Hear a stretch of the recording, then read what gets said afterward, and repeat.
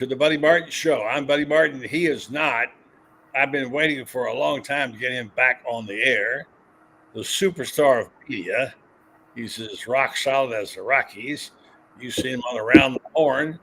He is a happy dude, although you wouldn't know it by looking at him because his Tennessee Vols have just won the national championship in baseball. Congratulations, Woody, for that. And let's go live right now with Woody Paige coming up right now. Or Buddy Martin, call him up and tell him what you're thinking, but be kind because he's doing the best he can. Better, stronger, faster. Mama says that alligators are ornery because they got all them teeth but no toothbrush. Hey, what if the voice calls while you're gone? Take a message. Bye. You ready, champ? I'm ready for this my whole life. I'm incapable of small talk. But that's why you love me, right? Kind of intimidating to be in the presence of so many great athletes.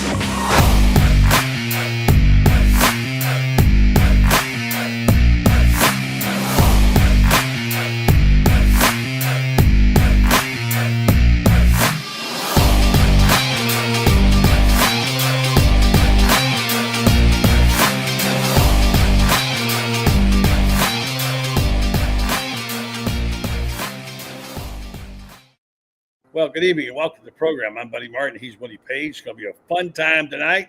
Joe, how you doing, buddy? You celebrating? Where's that orange drink? Well, I'm not celebrating. I'm trying to watch the NBA draft. So I'm used to do on occasion. I forgot That's a about really impressive opening. If this show is anything close to your opening, this will be a great show. It's not going to be. You just showed me a view out your window of water, and I should turn my computer around so you could see Pikes Peak, because you used to see that out your window every day when you went to work. Beautiful, yes. And by the way, I did, right? Sitting out my window at Castle Pines. That's what I'm talking about. Yeah. Tonight, we are going to go down memory lane a little bit. That's what I was afraid of. Tomorrow night's my birthday, and I really... I know. Well, let me get to that. I was going to sing happy birthday to you. Yeah. Like I'll do it right now. Me. Happy birthday. Don't do that. It's going to cost you. No, Don't do it. Not anymore. I tried on ESPN one day to do that. Yeah, There's a lady that collects money from but you. not anymore. That's over with. It's done now. Okay. Well, So I can sing. I'm going to finish. Happy birthday to you. Happy birthday, dear Dro. That's what I call you. Happy birthday to you. And many more. What are you doing for your, what do you say, John Elway's 64 and you're 63, right? yeah, today he's 64. He was born in 1960. Mm-hmm. John Elway. We start the program talking about John Elway. Yeah. Because I know people in Florida are really excited about talking about John Elway. Well, we've talked about Yes. Yesterday was media day for the FedEx Cup tournament that's coming up here. Yeah. BMW. And John Elway's very much involved in that. And when I last talked to him, he was playing golf every day. He spends a lot of time in Palm Springs and California and in Idaho. There's a great golf course in Idaho, and he seems to be enjoying his retirement. And I think I have an amazing story for you. Nobody cares. Nobody else cares, but he's got... We care. This is for us. This is our show tonight. Well, I don't care. I knew it. He has 7 grandchildren. Did not know that. Well, that's why I'm helping you out here. Can you imagine people who don't even have to be our age group, but people who saw John Elway? It's hard to think about him being the grandfather of 7 kids. Mm-hmm. I can picture you as a grandfather. You can't ever picture me. I'll never be a grandfather. Yeah. Anyway, John's enjoying his. So I'll ask you about Steve Spurrier. Have you seen him? Since it's about us. I grew up in Tennessee with Steve Spurrier on the other end of the state. I'm from Memphis, and Spurrier was from East Tennessee, but we met in high school, and I always had a fondness for Steve, and I wonder where he is now. Well, he has got quite a story to tell now. He, of course, as you know, is the ambassador in Florida, and the field is named after him. And he and a guy named Freddie Weeby started a restaurant called Steve Spurrier's Gridiron Grill, which is now the #1 celebrity restaurant in the country. In Gainesville, it is amazing. Freddie's a smart guy. They've got some neat things. It's like a museum. He's got all kind of stuff in there, beautifully done. Food is very good. Dawn and I ate there about a month ago. Very good. In fact, I even have a couple of things. Where is it? It's in Gainesville, it's right in Gainesville. And it's a destination place. Here's the cool part about it. Freddie Weeby is a smart guy. He spent $1 million on research, and he wanted all ideas. I said, here's a menu item for you. Because Joe Biddle told me about the days when Steve and he used to play, and he used to don't throw the bottles on the floor. That's disrespectful. I wanted you to see my face. Last time I was over with you. You look bad. You look bad. I'm in the dark. I don't need great light like you do in order to. Well, that's all right. You look pretty good for a guy who's 64. Anyway, to tell the story, you'll like this because Joe Biddle, you remember Joe, grew up with Steve in Johnson City. They used to go play in the summertime, come back to his house and drink and eat tomato sandwiches and drink cold milk. And so I suggested to them, you know what? You guys ought to have a Johnson City tomato sandwich on the menu. And they do. And I told them about the Colorado Mining Company, Woody, and the famous peanut butter and jelly sandwiches, which you introduced me to at $25 a pop. When Elvis would fly in there and order 50 peanut butter and jelly sandwiches and take off, right? Yeah. Elvis would only come on vacation. He would come to Colorado and he'd go to Hawaii. And people wondered why he never played around the world. And he couldn't because his manager, Colonel Tom Parker, was an illegal alien. He sneaked into the country, and so he couldn't leave the country without being arrested. And he changed his name. He was from the Netherlands. And so Elvis always wanted to play Germany, where he served in the army, and he wanted to go to places all over the world, like most rock artists do. And he could. So the only place he ever went outside of L.A. when he was making movies, in Vegas, where he appeared all the time, and Memphis, where he had the home Graceland, was Colorado. He'd come to Colorado all the time, or he'd go to Hawaii because he filmed at least 2 movies and did a great New Year's Eve special there. And I want to bring that up because I've got a book that's coming out. Good. What's it going to be called, and where can we get it? Well, I wanted to call it, and you can believe me, but I wanted to call it, I wouldn't believe this shit either. But the publishers in New York said, I didn't like that, but I can't understand why. Yeah, so it's called The Storyteller, because that's what I do, is tell stories. And the subtitle is From Elvis to ESPN, because I grew up in a housing project and would go like 2 doors over. It's a rather large government housing project. You couldn't, if you made over $30 a month, you couldn't live there. Now, this is going back to the late 40s and early 50s. And I used to play in the weeds across the street, and those weeds are now St. Jude's Hospital. And Danny Thomas was appearing in Memphis at one point in his career, and his career was going in the tank. And he went to this land where I would play in the weeds, not because I was there. And he looked up and he prayed to God and said, "You make me a success, and I'll come back on this site and build a hospital for children." And he became a very, as you know, the Danny Thomas show for people who watch television in the 60s. And he had a golf tournament, a PTA tournament, the Danny Thomas tournament, when they used to name him after Andy Williams and Sammy Davis Jr. and people like that. But he came back and he started what is the most famous children's hospital in the world. And nobody pays to go there. And so that's where I grew up playing, was in the weeds where St. Jude Hospital is. So that's across the street from where the project is. And it's still apartment buildings. And 2 doors away, Elvis, there was a guy. I didn't know who he was. And you were in Tupelo then, right? No, I was never in Tupelo. But you were born in Tupelo, right? This is Memphis, Tennessee, where St. Jude Hospital is. Yeah. Okay. Okay. I guess you don't know where it is. Let me say. No. I was saying, but didn't you grow up in Tupelo? No, I grew up from Tupelo. I grew up in Memphis. I was born in Memphis, Tennessee. Okay, I'm sorry. Well, Elvis did anyway. So anyway, I would go down to apartment buildings. They were small apartments, 2 stories high. And I'd sit in the grass and listen to this high school kid who had greasy black hair, plays guitar and sings songs. And I go home, and this was a period of time in American history where people didn't really care about their kids. I mean, you could wander off down the street because nobody was, picking up kids and kidnapping them in the 50s, early 50s. I know. So I go home to my mom, and she goes, "Where you been?" And I'm either in the weeds or I'm down there listening to Elvis. And I said, "I'm listening to this kid down there. His name is Presley." And she said, "They're from Tupelo like your dad, and they're worthless. And that kid thinks he's going to be a rock and roll, a country and western singer," is what she said. And so that was the early 50s, and about 1954, 55, around the time he was on Ed Sullivan and became a success. We're driving down the street with our first car. It must have been 56. That's when my dad bought his first Ford. And pulling up next to us was a pink Ford convertible, and Elvis was driving. And I said, "There's that guy that you said wasn't going to be much of a country western singer."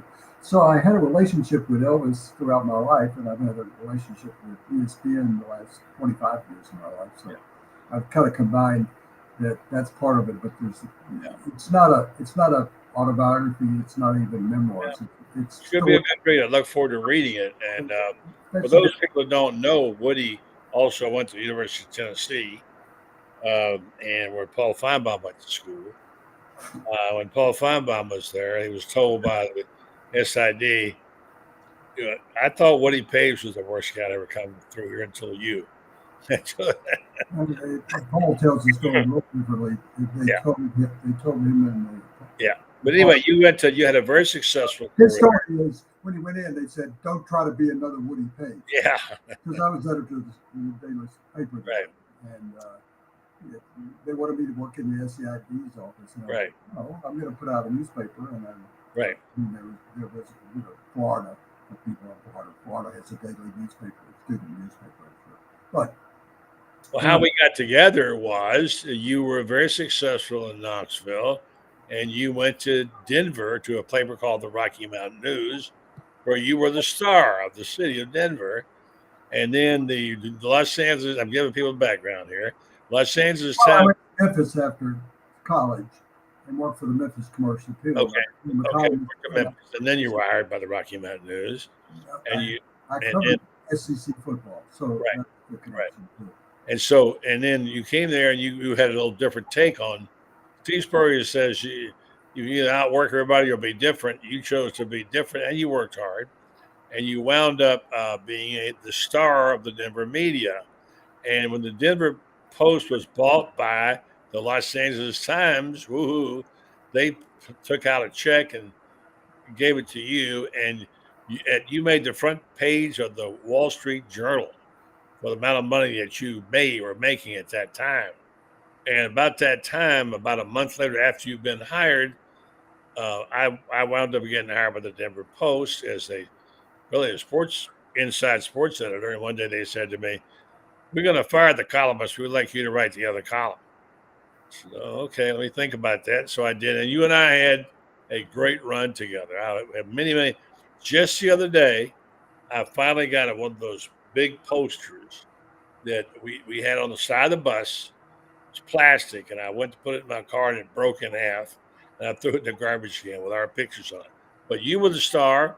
I was in we had a heck of a run. We traveled all over the country doing stories. We have Albuquerque, we had Final Fours. We had a great run. So for me, but tell a funny story. There's a commercial on television now for one of the hotel chains, and they go, "You want to stay at an Airbnb because when you go to a hotel and you got your family with you, and you say you're on this, you want to be next door to each other with an adjoining door, and you see the kids in another building waving at the parents who are put in one building and the kids are put in another building."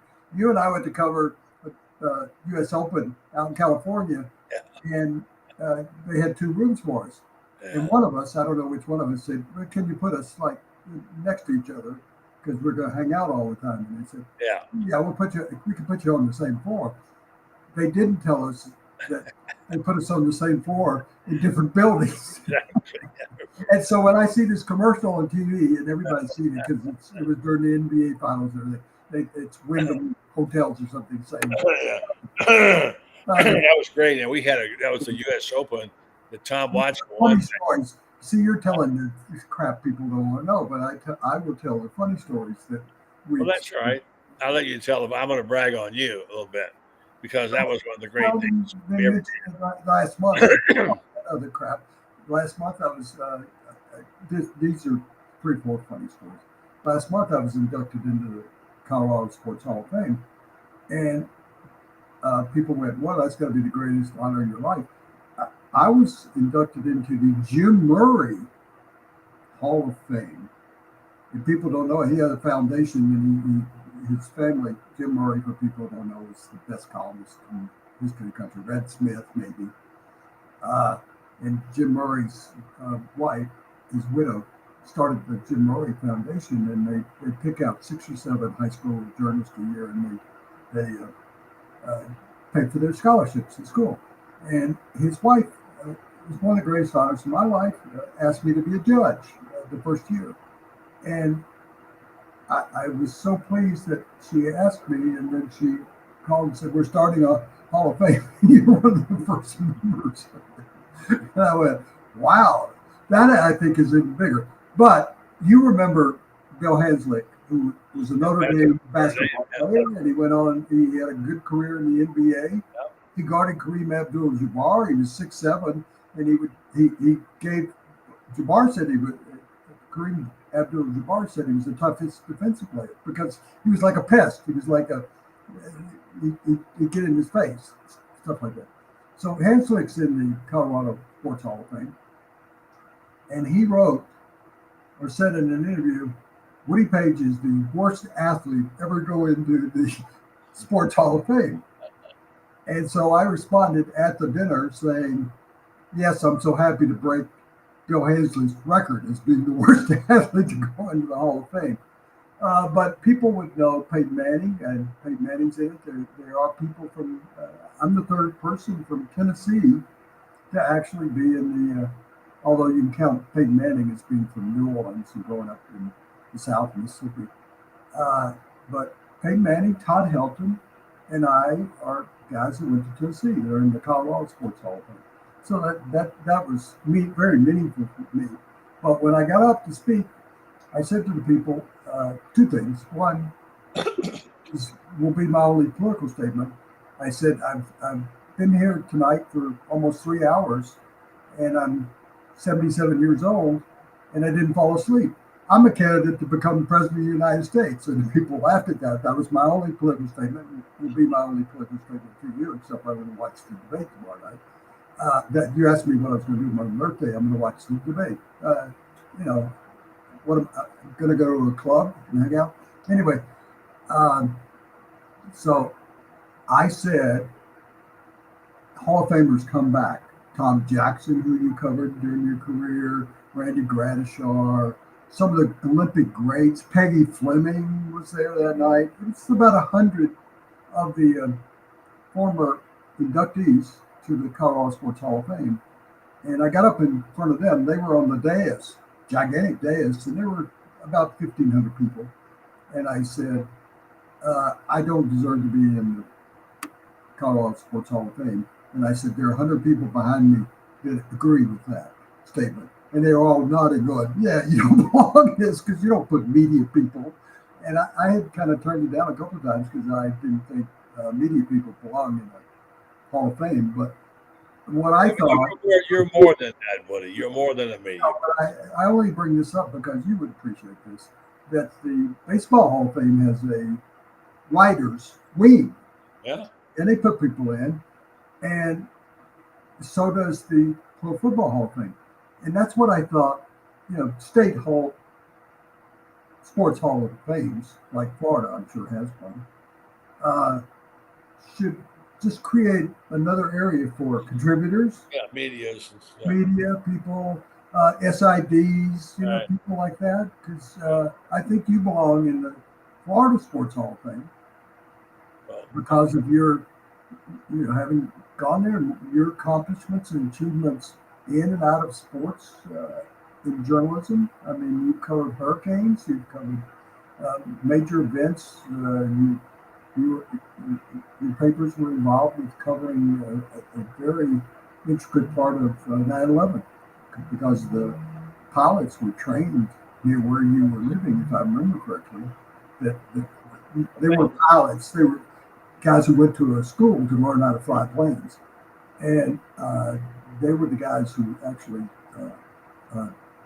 We got nominated for the Pulitzer for our news coverage on that, and unfortunately, the story that beat us out was the fact that the governor of New Jersey was gay. That's what won the Pulitzer. Anyways. But anyway, that's what I haven't had a chance to congratulate you publicly for that honor. I would have loved to have been there for you that night because you and I have a lot of skin in this game, and you're phenomenal. You're a phenomenal person, phenomenal writer, and also a phenomenal media person, savvy. So you were always ahead of the game. You're always on the cutting edge. And I had such wonderful times with you. The people we met, the things we did, we were kind of on the cutting edge. I have a friend who wants to ask a question about that. He's a Memphis guy. He lives up there now. When you get a minute, I'd like to pop him on. He's interested in writers. He wants to ask you about our writing career.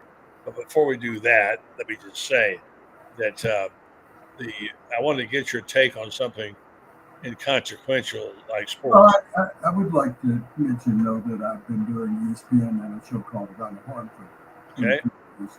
And I think that's what people in Florida, they don't know me as a journalist. Yeah. People around the country know me because of a blackboard that's behind me down the horn, and I've been doing that. I think that's probably my most memorable meaning in journalism, if you want to call it that, but being a commentator on ESPN and doing 6 shows for them for the last 20 plus years. I was trying to think how long you've been, because Bennett Solon, who's the son of your boss, just graduated from Florida. Oh yeah. There are 3 Solomons that graduated from journalism school. Yeah, and I think my producer at interned for you. He told me something. For briefly, he wanted other things, but he did. Yeah. But anyway, I would just say about that show, and that it's been on over 20 years, and I've done 3,000 episodes. Wow, 3,000. I looked up Johnny Carson one day, and I went, I've done more shows than Johnny Carson. Wow. That's an amazing feat that it's been on that long, and it's an amazing feat that I've been a part of it for so long, and they actually keep bringing me back, and that's one of the reasons why I don't retire. I don't want to end up being there when I'm Dick Vitale, who's making a comeback, and I'm happy to hear that, and we're good friends, and you know his sister Carrie Vitale lives in Colorado, and it's been a magazine publisher. And Dick, as people probably know, has breakfast at a restaurant in Sarasota every day of his life, but he's had throat cancer a couple of times. And not only has he raised so much money, you mentioned Albuquerque and the Final Four that we covered, that Dick Vitale has raised millions, hundreds of millions of dollars for the Jimmy V Foundation. Yeah. The coach at North Carolina State who won this national championship was probably the biggest upset when he upset Phi Slama Gamma in Albuquerque. Right. I have great respect for him, but he's older than me, and there's a former coach that you know and aware of. It's on college game day every Saturday. And the two of them, I think, are the 2 oldest, other than me and Bob Bryant. And you know Bob Bryant. I know Bob, So I'm thankful and honored that I've been able to We're on in 187 countries, and they're on about 5 times a day because they're Wow. in all the stations. And we've had millions of people. I have a funny story about that. That's why I would tell you. So I go to a golf course, and there's a father and a son that are playing. And the Yeah. father comes over and says, "You Willie Paige." What? He said, "Son, come over here." His son's like 14 years old. He said, "Son, this is the greatest writer in the history of Colorado. He has been the greatest writer for 30 years, 35 years, whatever." He said, "You should read his stuff." And the son's laughing. And he said, "Don't laugh. He is the best journalist that's ever been in Colorado." And the son said, "I watch him every day on Around the Horn." Father said, "You're on television?" And I said, "This is a collision of the opposing worlds here, that the son is laughing because he watches me on TV, and the father doesn't know I'm on TV because he has a job." Yeah. And the son is never going to read a newspaper. Yeah. And so There you go. and I went, that might be one of my best compliments ever, where neither Yeah. one They didn't know you were. Yeah. but Yeah. neither of them knew what else I did in life. Yeah, I remember when you first started this on the show, we were at the Masters. You said, "Buddy, you won't believe this, but it's amazing. I get stopped by every 15-year-old in the street." Remember? Yeah, because you were so unique, and you had all this huge following of young people. I have an interesting. Our favorite writer, yours and mine, I mentioned Jim Murray, was Dan Jenkins out of Texas, and wrote for Sports Illustrated a few years ago. Yeah. So Dan Jenkins, who passed away not terribly long ago. And so you and I would have breakfast with Dan Jenkins at the Masters on the back porch of Augusta National. And journalists could do that. And we could look out on the 18th green, and there was a great tradition that we'd meet with Dan Jenkins. And Dan, the greatest, funniest sports books in history. A lot of them were made into movies. And so a guy at the next table sits down and looks over at us, and he said, "Guys, do you mind if I smoke?" And I looked at him, I said, "Do you mind if I fart?" And Jenkins pulled out his notebook, and you know this story because you were close then. Yeah. And he wrote that in his little notebook. He would write the lines and stuff. So his book comes out, and like in the first chapter, guy sits down and goes, "Yeah, pardon me, do you mind if I smoke?" And the lead character says, "You mind if I fart?" Yeah. and so that was one of my great honors in life, that Dan Jenkins. Yeah, be quoted by Dan Jenkins. Take one of my lines, but that's the kind of fun we had. We did. I'll tell people back when we used typewriters, and I got my last typewriter I'm in my office. Yeah. I got my first typewriter when I was in 5th grade, and I still have it. And I have my last typewriter, which is an old Royal typewriter. And we would sit in this Quonset hut in Augusta, Georgia, and it would rain and it would flood into it, and we'd write. Good thing we didn't have electricity, because we'd all been electrocuted. Yeah. But we'd sit there, there'd be maybe 100 of us, and you could hear the click-clack of the typewriter. And so Buddy Martin reached over to me one day and he said, "I've just written a poem." I said, "A poem? We're at the Masters. What are you doing writing a poem?" And he goes, "Do you remember the poem you wrote?" See? Yep. We're doing a dimension. Clack, right? Sitting in the press room at Augusta National, you hear the clack, clack, clack, producing crap, crap, crap. And I thought that was the funniest poem I've ever heard since maybe something written in Shakespearean times of English. So I would much rather tell those stories at the times we had together. Well, a lot of people remember you. Here's Robert, regular guy, says he's can't remember which one. USA Today, he thinks no. Games of Sun, no. Bobby, no. ESPN magazine. No, actually, you read the Denver Post. Well, you can tell us. Memphis Commercial, People, Rocky Mountains. All that stuff. I wrote for the Knoxville Journal. I was sports editor of the White Haven Press, which was a weekly paper. Right. I wrote in high school. That's how I met Spurrier. I went to some in high school. I went to some conference that outstanding students would go to. Yeah. And as you said earlier, we lived in Eastern Tennessee, and I think the convention was at the University of Tennessee when we were in high school. Yeah. And I met this guy, and he said he's the greatest quarterback ever to come out of Tennessee. And I went, Charlie Fulton. You should remember Charlie Fulton. He played for Tennessee and in the Canadian Football League. Yeah. Coached for years under Doug Dickey when Dickey left Tennessee. Oh yeah. Charlie Fulton was the last tailback in the history of college football at a major program. Tennessee ran under General Neyland. Robert Neyland was an incredible coach. But they ran the single wing when people were never running that anymore. And Charlie Fulton was recruited to be a single wing tailback, and they switched to quarterback. He's quarterback, and he ended up in Florida as a coach under Doug Dickey when Dickey went there. He was the quarterback coach in Florida. Yeah. You probably don't even know that. I know more about Florida football than you know about Tennessee football. Yeah. Hey, Woody is up. I want to say that's you could erase that because that's I didn't work for USA Today games. But that's you. No, they didn't. And everybody thought Dan Jenkins did too. Here's the deal. I got a couple of guys here I want to get in here, and one of them is wants to ask you a quick question, and the other guy is Tony Barnhart. And I want to pop in here. Rob is our friend and hosts the show with myself and Brendan, and he's in Memphis, Cherry Valley. He's fascinated with this the fascinated with writing and writers. Let's bring him in. Say hello to Rob. And Rob, this is Woody. What question did you want to ask him? I got to get on and ask a question. What do you do? What do you do, Robert? We have a show, Buddy and I and Brendan. It's called SEC Sidelines Sports Network and SECU. I've talked to you before, because I remember your accent.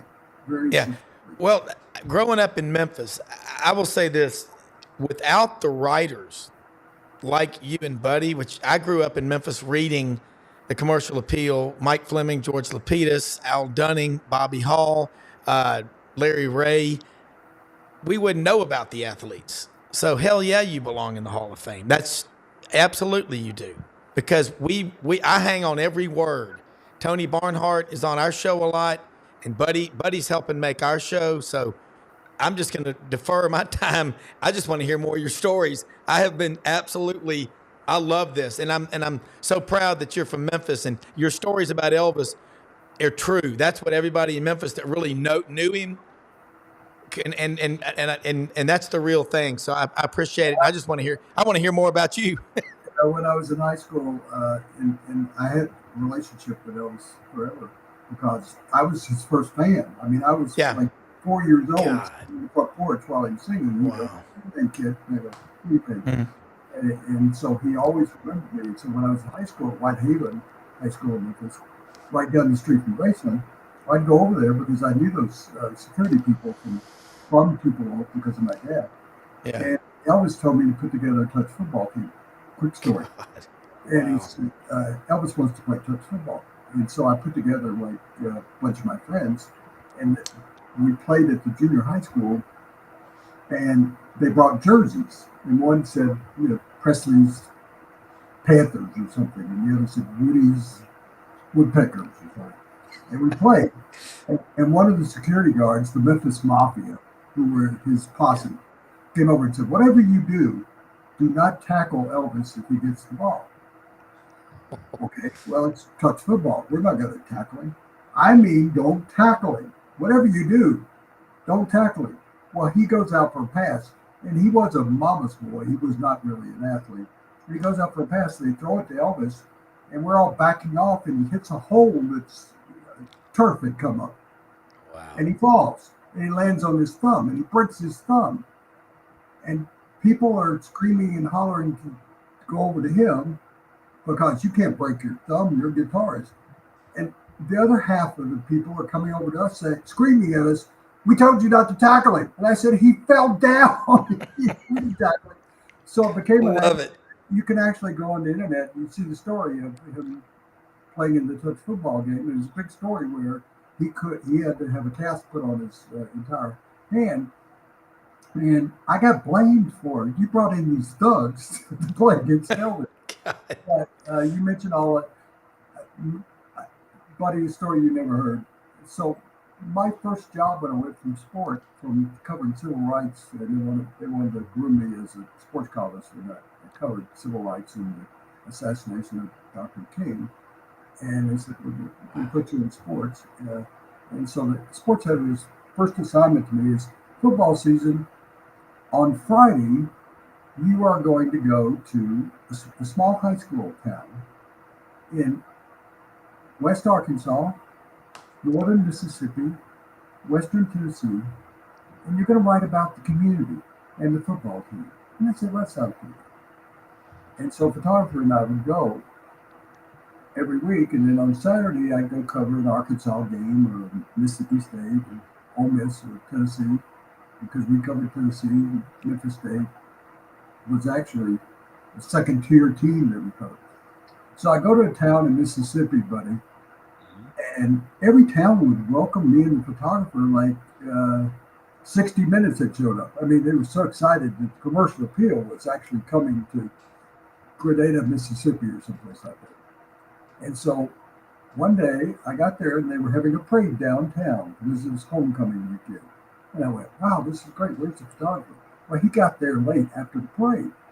And that would be a big picture. We'd do a full page on this, salute this small town and its high school team. And the photographer said, oh, yeah, I got traffic and I ran out of gas and stuff. And the mayor said, we'll do the parade over again. So they got everybody and ran the parade through town again. And they got great pictures. I remember that story. You told me.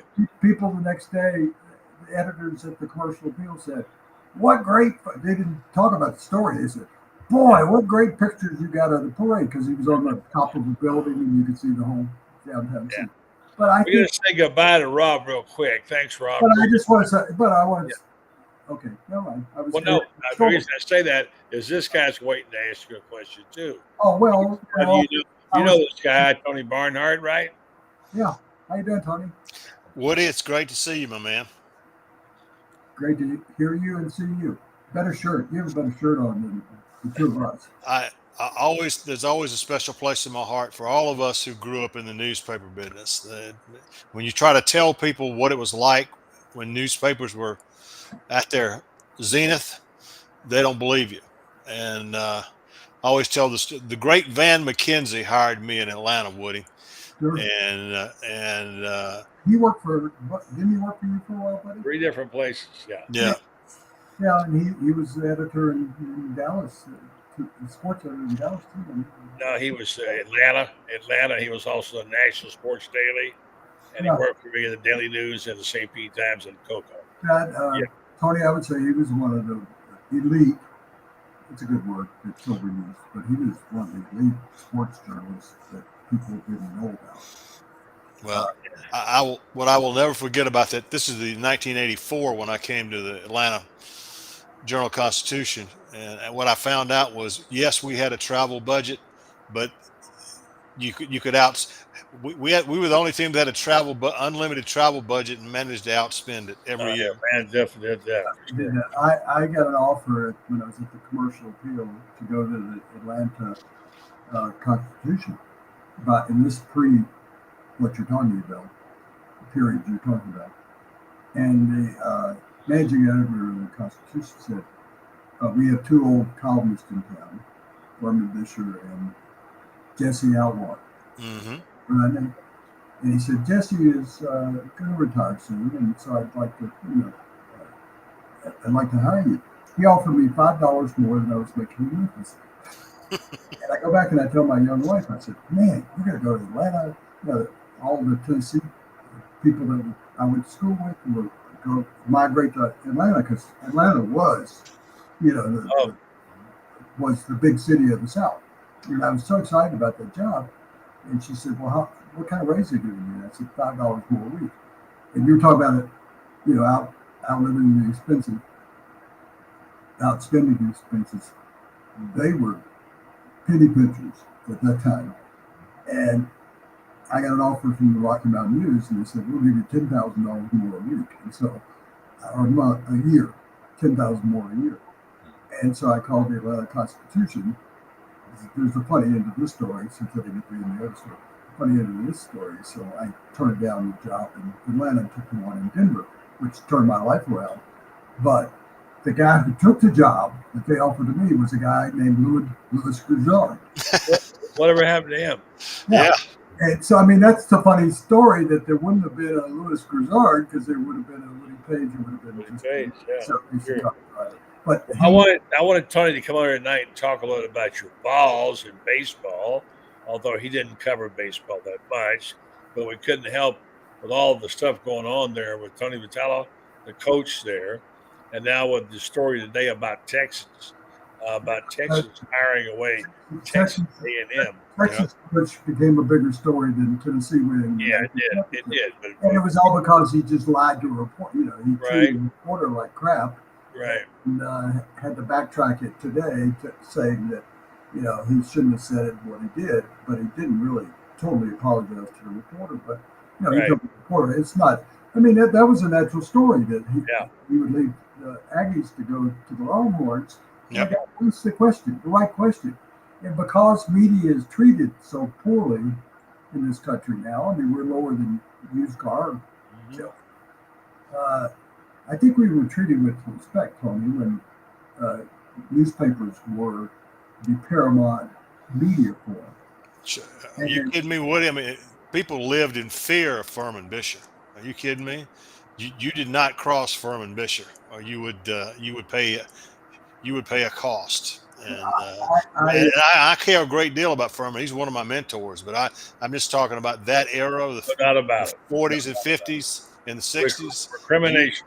The columnists were the most powerful people, media people in the country. Sure. Walter Stewart was that in David Bloom in Memphis, and the same held true. And that was what my dream was. I mean, people go, well, people ask me. I once asked Dikembe Mutombo, the famous basketball player from Africa, and I said, "Did you dream about growing up to be a basketball player?" And he said, "I couldn't dream beyond He spoke 7 languages, and he said, "I couldn't dream beyond the end of the road." Right. He said, "I couldn't dream. We couldn't dream of being on ESPN." And what happened with ESPN? And this is when newspapers were still strong. The reason why people like me, Bob Ryan, the best columnist in the country now is Bill Plaschke in Los Angeles, who wins the award every year. Guys like that grew up in the newspaper business. ESPN wanted to legitimize by hiring columnists to go on ESPN that people trusted or believed in, and you would be honest and objective and have strong opinions and stuff like that. So newspapers, then the migration of columnists to doing radio talk shows, local TV, being analyst on local. I tell you guys, the other guy wanted to hear stories, but when the Memphis Pros were in the ABA, the local station came to me and said, "We're going to televise 5 of their away games." And I went, "Congratulations, I'll do a story on that. They're going to be on television." And he said, "No, we want you to be the analyst." And I said, "What is an analyst?" I had no idea. Well, there's a play-by-play guy, like on the radio, and then he's going to be an analyst. And you know more about the Memphis Pros than anybody, and you cover pro basketball. I'll make a short story. So we had the first game, they played the Indiana Pacers, and we were having a pregame show, and the play-by-play guy said to me, "So what do you think about the competition at center tonight?" And I said, "Well, that's a good question, because you got the young center in Memphis, and you got the elderly center in and I hear God talk to me. And God said to me," he used some strange words. God said to me, "You got 2 minutes to wrap it up." And I turned around because there was nobody there. So I just imagined I had this thing in my ear that looked like a hearing aid. And I went, "Okay, I'll do that." And he goes, "Don't respond to me." "Okay, all right." Yeah, I got to ask another question, and I hear God again talking to me. So they said, "Go to a break," and I went, "Go to a break." I just said whatever God said to me. And so we went to a commercial break, and out of the truck in the parking lot, this guy comes running into the arena and goes, "What in the hell are you doing?" And I said, "Who are you?" And he said, "I'm the guy talking to you." I said, "Oh, I thought that was God talking to me. I didn't know anything about television." And I said, he said, "I'm talking to you through an IFB." And I said, "Oh, that's what that thing in my ear is. I thought it was for me to hear better, because there'd be crowd noise." And he said, "Do not respond to me.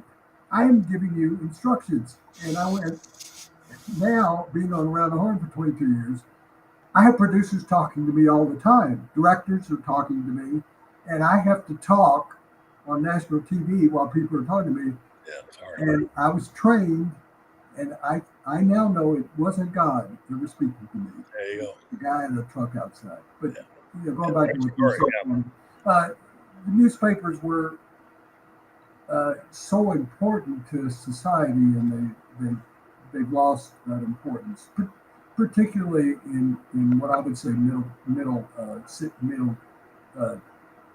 type cities like Atlanta or Memphis or something. There's still the New York Times, and there's still the Washington Post and LA Times. But the significance of newspapers in St. Petersburg, where we had friends that worked, and in Houston and places like that, no longer are the columnists. And that goes back to what the Texas A&M baseball coach. Yeah, I'll get to that real quick if I can. I want to say that I'm having someone talk in my ear and say, "Buddy, you idiot, you've gone 45 minutes without any of your commercials." So I'm just going to say it right now. We're going to go commercial free tonight. Woody's going to pay the tab. And thank you to our three sponsors. One of them, Melbourne Law. They don't back down. And Titan MRI. And also Registrar Medical Research, seeking tomorrow's answers to the health questions of today. And Woody, today things are kind of messed up. And please support the commercials. There's one question on the thing. Did I ever write for the Sporting News? I wrote a column for the Sporting News for years and years, and I thought, speaking of media, I thought the Sporting News was the Bible in regard to baseball. And I was paid $35 a column. And Bob Ryan was writing the NBA, and I was writing the ABA, and then they had me writing a column, and I thought that was going to be the height of my career to write for the Sporting News, because I did it every week and read every box score and read all the stories. Yeah. And I wrote for Sport Magazine. You're not old enough, Tony, but Buddy and I are old enough to remember the Sport Magazine. Dick Schaab was my editor. Yeah. Mm-hmm. Yeah, and that was bigger than Sport. That was bigger than Sports Illustrated. Yeah. Kurt Vonnegut was trying to find a job, and Sports Illustrated gave him a job and said, "You are to write the captions, what we would call cut lines, captions under the photos." And so that first day on the job, he dresses up, and Kurt Vonnegut wants to make enough money to take care of his family and maybe write a book or something someday. And they hand him an equestrian event. And so the horse is, man's on the horse jumping over hedges. And so he looks at that and he goes, "This is what I'm going to do here." And he wrote his cut line, and I'll clean it up. He said, "The bleeping horse and the bleeping rider are jumping over the bleeping hedges." And he turned it into that, and he said, "I quit." And so in order to finance his family, he went off and wrote a book called Player Piano, which ended up being his first bestseller. And he wrote one of the greatest writers in the history of this country. I mean, I put Kurt Vonnegut in there with Mark Twain, and writers of that ilk. But sports writers became, I think, in towns and cities, the sports columnists became the voice.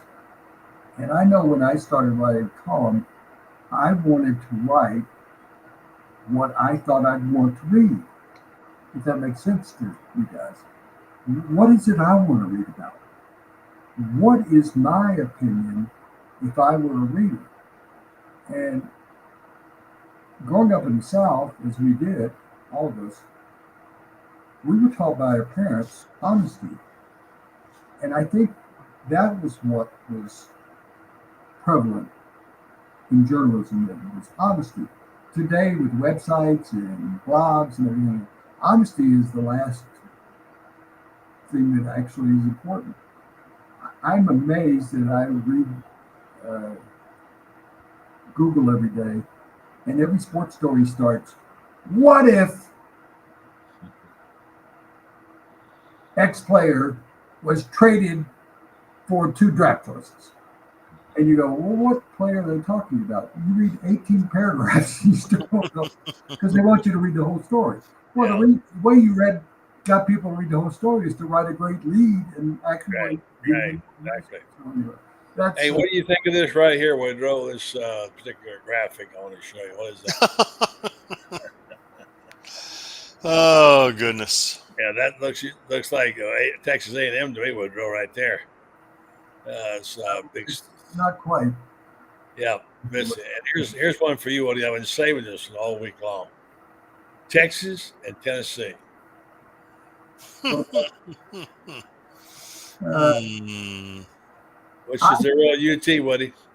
I had a sports editor that came from Texas, and his first column he was about a country and western team called T is for Texas, T is for Tennessee. Yeah. You remember country music and stuff like that. Yeah. But I would ask the two of you, I think the most important issue as I wind down my career over the next few years is what's going to happen in college football.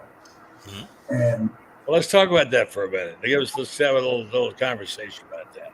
Yeah, I think that's more important in my stories that I'd like to get. You two guys are embedded, and I say that you're embedded in the Southeastern Conference, and we do have a situation in Colorado that's pretty interesting. You have Neon here doing something that really hasn't been done. Where I mean, he just basically gets rid of last year's squad and brings in. It doesn't even try to recruit players. He said there was a player in Florida, and someone said, "You got to go visit one of the 3 top recruits in Florida." And he said, "No, if his family wants to see me, they need to come to my house." And that's, recruiting has been the tool of every major successful company. What's going to happen in Colorado, Woody? What's going to happen there? Shedeur, the whole Shedeur thing has calmed down a little bit now. About all them having to go to see him rap or something. What happened there? No, the kid is an outstanding quarterback. He got beat up last year because one of the things they didn't recruit was an offensive line. And so, I mean, he led the world in being not only sacked, but being almost killed in every game. And they got away with it early on because Baylor wasn't the team it was in the national championship, and they beat Colorado State with the seconds to go, and they get off to a 3-0 start, and then they hit those Pac-12 teams that were good, Oregon's, the Bo Nixons of the world, and Penix at Washington, and they couldn't play against them.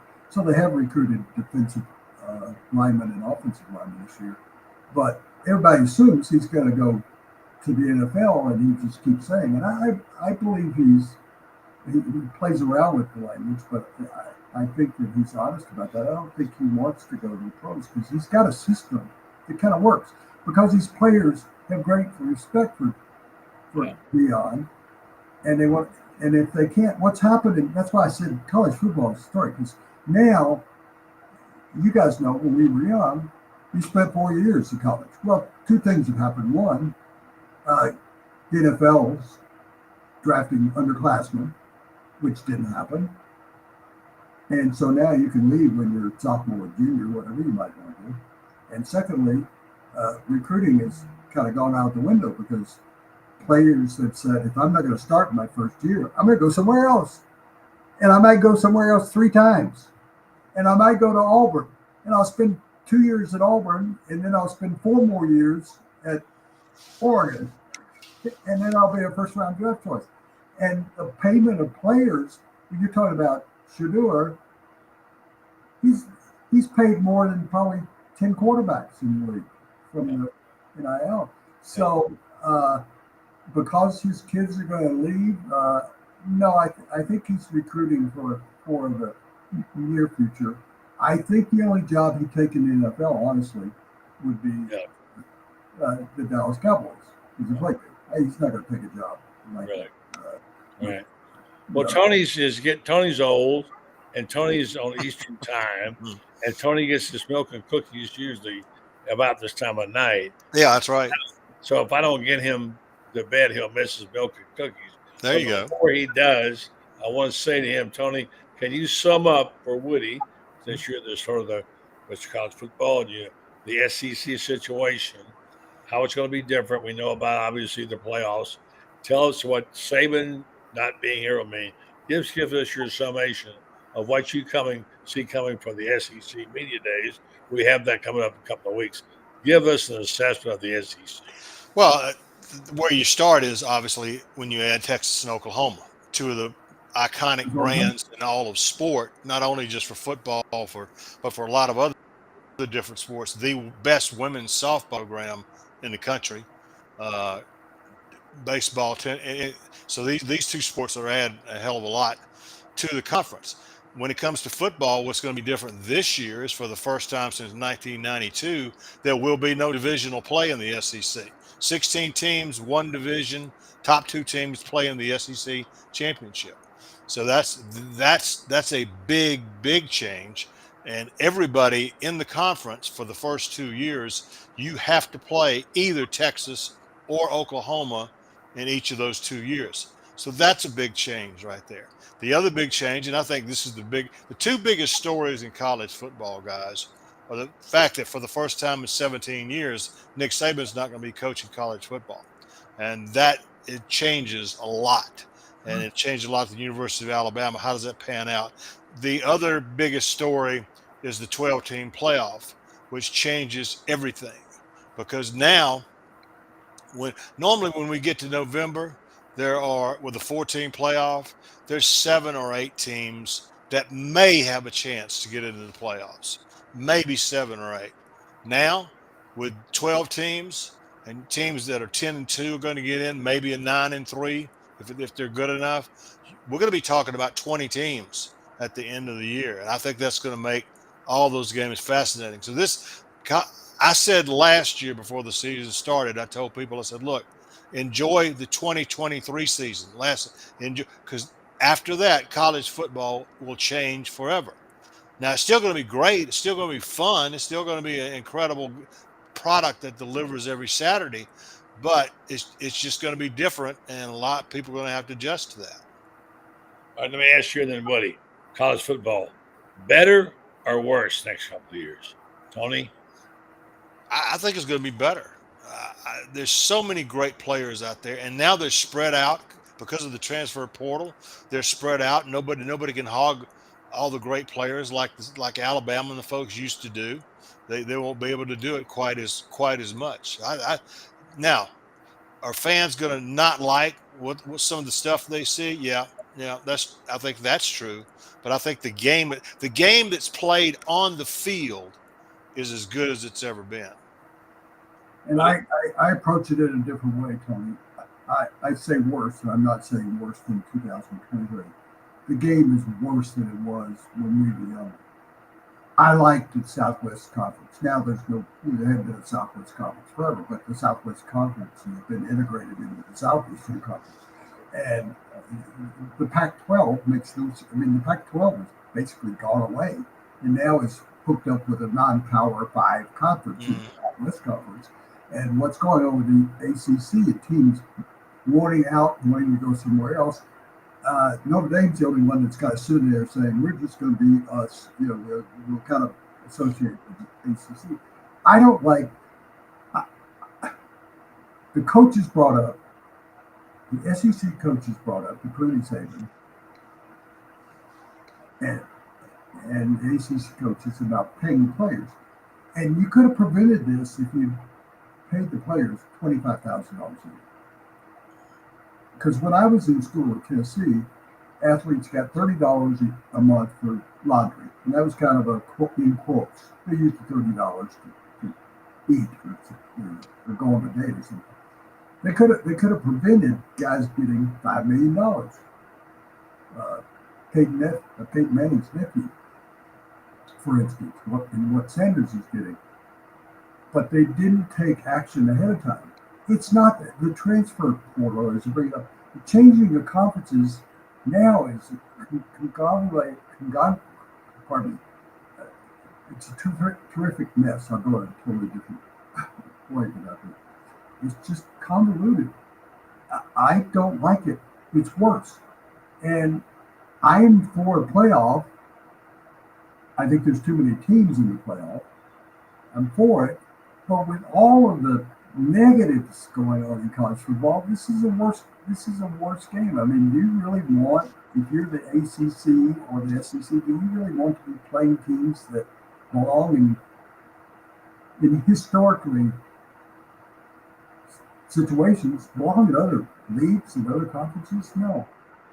The SEC, you're talking about all the nuances of, not having divisions and stuff. The SEC is just, it's overpowering to me. They got to overpower each other. They play each other all the time. And I want to see Ole Miss play Mississippi State. I want Tennessee to play Alabama. I don't want that you have to play Texas and Oklahoma. I think it's difficult for the fans. It's going to expend. It's going to the expense of going to games and away games. It's very easy in the Southeastern Conference if Florida and Georgia are playing. You get in a car, you drive to the game, you get tickets. Now, if one of those teams is having to play those teams, Texas A&M every year, and Oklahoma and Texas, how are you going to go to the games? The guys, got a middle class income, and with playoffs, they're cut out. Right. Yeah, I just think you've eliminated a lot of teams in the country that I like. And I mentioned the Mountain West Conference. I like those teams. They play an exciting kind of brand of football, throwing the ball around. The BYUs of the world and Colorado States and Air Force running every play. Nobody's going to pay any attention to them. They haven't paid much attention. I just don't like the game of college football anymore. I thought it was such a better game than the NFL. And I've covered the NFL since 1970. College football is a great game because there was a closeness. You had 4 years with a player. You had 5 years with a coach. You had fans that could get involved and go on the road, go to bowl trips. Now, a playoff, if you are, and I'm not picking on the state, but I'll take Nebraska. Those people save up. They're farmers, and they save up, and they go to a bowl game. Now they're going to have to go to 3 games. They're going to have to take away from Christmas from their families. I'm not trying to make anybody feel sorry. They don't have to go to all those games. But one thing that's NCAA basketball, we love the big dance. Well, in the first couple rounds, the big dance has about 78% of its seats empty. So think about that. Oh, we look at the Final Four and we go, wow, what an atmosphere. They're playing in a football stadium. There's 50,000 people.